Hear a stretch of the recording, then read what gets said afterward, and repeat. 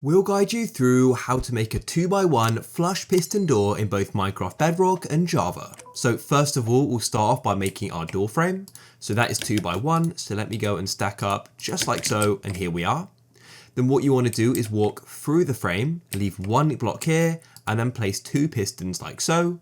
Then you want to decide where you want your other pistons to be. In this case, I'll go and have them on the right here, and you leave one block here and then do some more pistons just like so, so they're facing in. And you want to go and place another block at the bottom to the left, and then go and place your lever.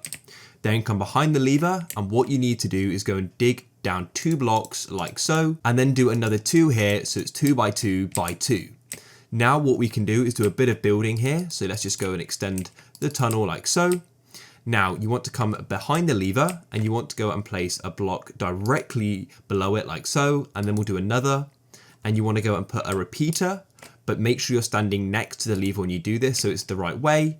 And you then want to put a piece of redstone below it like so, and then what you want to do as well is break that dirt block and place another block just next to the repeater, and go and put a piece of redstone dust just there as well. Next you need to go and place a bit of redstone on top, and then on top again just like so.